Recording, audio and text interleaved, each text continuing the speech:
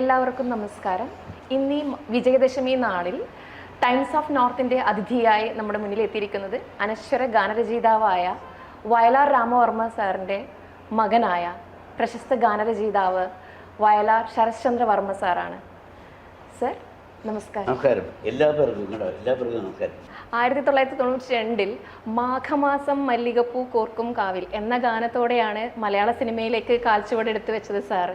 അപ്പോൾ അത്രയും നാൾ, അതായത് എൻ്റെ ജീവിതത്തിലെ ഒരു 30 വർഷത്തോളം മലയാള സിനിമയിലേക്ക് കടന്നു വരാതിരുന്നത് എന്തുകൊണ്ട്? ഇതാണ് ചോദ്യം. ഞാൻ ഇന്നലെ നമ്മുടെ സുകുമാറിനോടും ഉമേഷിനോടും ഒക്കെ പറഞ്ഞൊരു കാര്യമാണ്. ഉണ്ടാകുന്നില്ല, എന്തുകൊണ്ട് നീലേശ്വരത്ത് വന്നില്ല? എനിക്ക് 66 വയസ്സായി. എന്തുകൊണ്ട് നീലേശ്വരത്തേക്ക് വന്നില്ല, നാഗതലേക്ക് വന്നില്ല? അത് കാലം പറയുന്നൊരു കാര്യമാണ്. എഴുതാൻ വേണ്ടി അച്ഛനാണെങ്കിൽ ഇഷ്ടമല്ല, എഴുതാനായിട്ട് ഇഷ്ടമല്ലായിരുന്നു. എഴുതരുത്, കാര്യം സിനിമയിലേക്ക് പോയി കഴിഞ്ഞാൽ എന്താകും എന്നുള്ളൊരു സ്വന്തം അനുഭവം കൊണ്ടായിരിക്കാം. പക്ഷെ കാലം പറഞ്ഞു നീ എഴുതും, അത്രേ ഉള്ളൂ. അപ്പോൾ അത് അച്ഛൻ്റെ കാര്യം പറയുകയാണെങ്കിൽ വിപ്ലവ ഗാനം ബലികുടീരങ്ങളെ, അതുപോലെ മനുഷ്യൻ മതങ്ങളെ സൃഷ്ടിച്ചു എന്നീ ഗാനങ്ങൾ രചിച്ച അച്ഛൻ്റെ മകൻ ഇന്ന് കേരള സമൂഹത്തിൽ ചങ്ങാതിക്കൂട്ടം അല്ലെങ്കിൽ പൂർവ്വ വിദ്യാർത്ഥി സംഗമം എന്ന ഒരു കൺസെപ്റ്റ് ഉണ്ടാക്കിയ ഒരു സിനിമയാണ് ക്ലാസ്മേറ്റ്സ്. അതിലെ എൻ്റെ ഹെൽബിലെ അല്ലേ, അതുപോലെയുള്ള ഗാനങ്ങൾ, അത് ഇപ്പം എന്നും ഈ ഒരു തലമുറയിലെ കുട്ടികളുടെ മനസ്സിൽ പോലും ആ ഗാനമുണ്ട്. അപ്പം അങ്ങനെയുള്ളൊരു ഗാനം, അതായത് ഈ വിപ്ലവ ഗാനത്തിൻ്റെ മകൻ ഇങ്ങനൊരു ഗാനം എഴുതാനുള്ള ഒരു സാഹചര്യം എല്ലാം. ഏറ്റവും വലിയ വിപ്ലവം പ്രണയമാണ് വിപ്ലവം. അതിനകത്ത് ജാതി മതമുണ്ട്.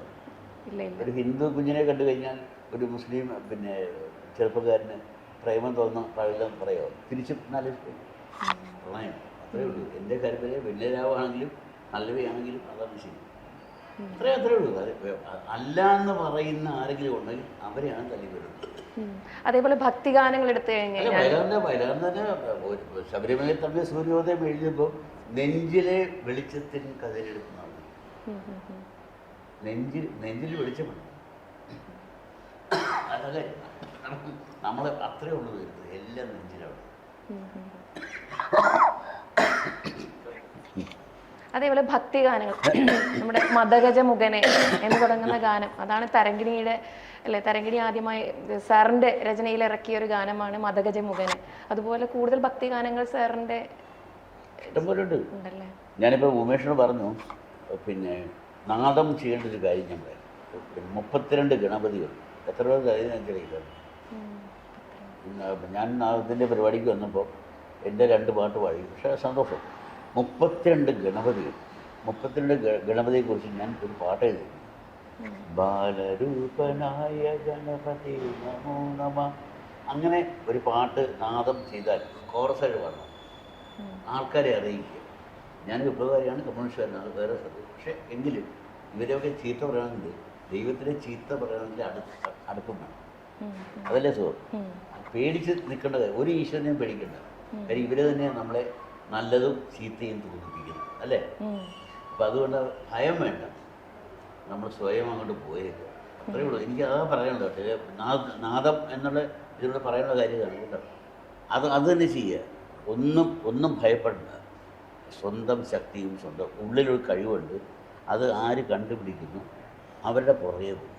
ഗുരുത്വം, മാതാപിത, ഗുരു കഴിഞ്ഞേ ഉണ്ട് ദൈവം. ദൈവത്തിനെ കാണണമെങ്കിൽ ആദ്യം അച്ഛനെ കാണുക, അമ്മയെ കാണുക, അല്ല അമ്മയെ കാണുക, അച്ഛനെ കാണുക, അങ്ങോട്ട് പോകുക. അതായിരിക്കും ഏറ്റവും വലിയ. ഇന്നലെ പറഞ്ഞ നാദം എന്ന് പറഞ്ഞ സാധനം നമ്മളാണ്. നമ്മൾ വിചാരിച്ച് തുടങ്ങാം, നമ്മൾ വിചാരിച്ച് അടക്കുകയും ചെയ്യും, അല്ലേ? അങ്ങനെ ചെയ്യും കേട്ടോ. ഇപ്പോൾ സാറ് പറഞ്ഞല്ലോ പ്രണയം ഒരു വിപ്ലവമാണ് എന്ന്. പക്ഷെ സാറിൻ്റെ ഗാനങ്ങൾ എടുത്തു നോക്കിക്കഴിഞ്ഞാൽ പ്രണയഗാനങ്ങളും കൂടെ തന്നെ അനുരാഗ വിലോചനായി, അതൊരു അങ്ങനെയുള്ള ഗാനം അല്ലേ? അതെടുത്തിൽ നീലത്താമര പ്രണയമാണ്. പ്രണയത്തിന് സുഖതറിയോ? പ്രണയം കടത്തര. ആരും അറിയാണ്ട് ഭാര്യയും ഭർത്താവും, ഭാര്യ ഇവിടെ കൊണ്ടിരിക്കുന്ന ആൾ ഭർത്താവിനെ ഇഷ്ടപ്പെടുന്നു, അല്ലെങ്കിൽ ഭർത്താവിൻ്റെ കുട്ടി ഇഷ്ടപ്പെടുന്ന ആൾ ഭാര്യ ഇഷ്ടപ്പെടുന്നു. ഒരു കളത്തരാജ. സത്യം പറയും, ആണോ? അതാണ് കളതൽ. അതിൻ്റെ സുഖം അതാണ്. അത് കാര്യം അത് തീരുണ്ട്, ബാക്കിയെല്ലാം തീരും. നമ്മൾ എത്ര കല്യാണം കഴിച്ചാലും ഒരു സുന്ദരിയെ കാണുമ്പോൾ എനിക്ക് തോന്നുന്നത് പേരുന്നാന്ന് പറഞ്ഞു ഷൈമയ്ക്ക് തോന്നുന്നത് കല്യാണം കഴിച്ചു കഴിഞ്ഞാൽ മറ്റൊരു സുന്ദരനായ പുരുഷനെ കണ്ടില്ല എന്ന് നടിക്കാൻ പറ്റും. ഇല്ല. പക്ഷെ അതൊരു കള്ളതല്ലേ, ഒരു സുഖമല്ലേ. എനിക്കൊന്നല്ല, എനിക്ക് 1000 പേര്. പക്ഷേ എൻ്റെ ഗുണം ശരി, എൻ്റെ ഭാര്യ സമ്മതിക്കും. അതാണ് സുഖം. അതാണ് ആ കള്ളത്തരത്തിൻ്റെ രസം വിളമ്പി തരുന്നതാണ് കാര്യം. ഒളിച്ചു വെച്ചാൽ തോന്നുന്നുണ്ടോ? അപ്പോൾ പ്രണയത്തിന്റെ കാര്യം പറഞ്ഞു. സാറിന്റെ ഗാനം തന്നെയാണ് അഴലിന്റെ ആഴങ്ങളിൽ. അതൊരു പ്രണയ നൈരാശ്യമാണ്. അപ്പം സാറിന് പ്രണയ നൈരാശ്യം ഉണ്ടായിട്ടുണ്ടോ? ഇഷ്ടംപോലെ. അയ്യോ, എന്താ തർക്കം കാര്യത്തിൽ ഓരോ പ്രണയം. ഞാൻ പ്രണയിച്ച 2 പേരെ കല്യാണം കഴിക്കുന്നതിൻ്റെ വിഷമം എനിക്കുണ്ട്. ഒപ്പം ഇവളെ എനിക്ക് കിട്ടിയില്ലല്ലോ എന്നൊരു സുന്ദരി കാണുമ്പോഴുണ്ട്. അതുകൊണ്ടല്ലോ ഇല്ലേ ഈ പ്രായമായിരുന്നു എനിക്ക് ഇവിടെ കെട്ടാമായിരുന്നു. നൈരേശയില്ല, ശരിക്കും പ്രായം അത്രയേ ഉള്ളൂ. അപ്പോൾ നീലേശ്വരത്ത് മുമ്പ് ഒരു പ്രാവശ്യം വിദ്യാധരൻ സാറ് ഇവിടെ വന്ന സമയത്ത് പറഞ്ഞാണ് നീലേശ്വരത്തിൻ്റെ പ്രത്യേകത. നമ്മുടെ നീലേശ്വരം എന്ന് പറഞ്ഞു കഴിഞ്ഞാൽ കാസർഗോഡിൻ്റെ സാംസ്കാരിക തലസ്ഥാനം എന്നാണ് അറിയപ്പെടുന്നത്. അപ്പോൾ വിദ്യാധരൻ സാറ് പറഞ്ഞൊരു കാര്യമാണ്, നീലേശ്വരത്തിൻ്റെ ഈ ഒരു മാർക്കറ്റ് മുതൽ ടൗൺ വരെ എത്തി നോക്കുന്ന സമയത്ത് ഒരുപാട് സംഗീത നൃത്ത വിദ്യാലയങ്ങൾ, ഒരു തട്ടുകടകിനെ പൂന്തിട്ട പോലെ കാണുകയാണ്. അപ്പോൾ സാറിന് ഇപ്പോൾ ഇന്നലെ നീലേശ്വരം വന്ന സമയത്ത് എന്താണ് സാറിൻ്റെ അഭിപ്രായം? എനിക്കതൊന്നുമില്ല. ഞാനിത് ഇന്ന് രാവിലെ 4 മണിക്ക് ഏതിന് ഞാൻ നോക്കുമ്പോൾ എന്നെ താമസിപ്പിച്ച സ്ഥലം ഒരു എനിക്ക് ഹോട്ടലിൻ്റെ പേര് അറിയില്ല, ബേക്കൽ ക്ലബ്. അതിനപ്പുറത്ത് നീലേശ്വര പുഴ കിടക്കുന്നു, ശാന്തസുന്ദരം. അപ്പം ഞാനിങ്ങനെ രാവിലെ 4 മണിക്ക് നോക്കുമ്പോൾ ഞാൻ ഭാര്യയെ നോക്കും, ഈ പുതപ്പൊക്കൊന്നും ഇല്ലാണ്ട് ഇവിടെ ഇങ്ങനെ കിടക്കുന്ന സുഖമുണ്ട് നോക്കും. അപ്പോൾ തണുപ്പുണ്ടെങ്കിൽ നമ്മളിങ്ങനെ പുഴപ്പിക്കും. അപ്പോൾ ഇന്ന് നോക്കുമ്പോൾ ഞാൻ നോക്കുമ്പോഴത്തേക്ക് ശാന്തപുഴ പുഴയ്ക്ക് ഞാൻ എൻ്റെ പ്രേമത്തിൻ്റെ ഒരു പുതപ്പ് എടുത്ത് ഭാര്യ അണിയിച്ചിട്ട് ഒരു പായൽ വന്നായിരുന്നു അവിടെ എന്തെങ്കിലും. അതുപോലെ എനിക്ക് അത്ര വേറെ ഒന്നും തോന്നിയില്ല. ഇവിടെ വേറെ എന്തുണ്ടെന്ന്. പിന്നെ അവിടെ കുറേ ഹംസങ്ങളുണ്ട്, കൊച്ചക്കാരി. എന്ത് രസമെന്നറിയോ, രാവിലെ എഴുന്നേറ്റൊക്കെ ഇങ്ങനെ ശല്യം ഉണ്ടാക്കിക്കൊണ്ടിരിക്കും പാട്ടെഴുത്തിന്. പക്ഷെ അതൊക്കെ ഭാര്യ ഉണ്ടാക്കുന്നൊരു വഴക്ക് പോലെ അതിനപ്പുറത്തേക്കും ഈ ശാന്തതയില്ലേ.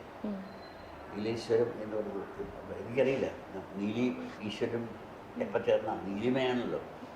അങ്ങനെ വന്നപ്പോൾ ആ ശാന്തത 4 മണിക്ക് എഴുന്നേറ്റ് ഞാൻ ഭാര്യയ്ക്ക് അയക്കുകയും ചെയ്തു. നീ കിടന്നുറങ്ങുന്നു ഈ പുഴ പോലെ മേഘപ്പതപ്പ് ഞാൻ മാറ്റും എന്ന് പറയുന്ന സുഖമുണ്ട്. അതാണ് എനിക്ക് പറയാനുള്ളത്.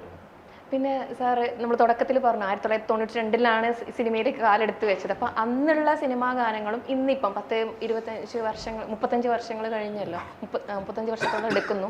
അപ്പോൾ സാറിന് എന്തെങ്കിലും വ്യത്യാസങ്ങൾ തോന്നിയിട്ടുണ്ടോ? അതായത് കാലത്തിൻ്റെ മാറ്റം ഉണ്ടല്ലോ, അത് നമ്മൾ അംഗീകരിച്ചില്ല.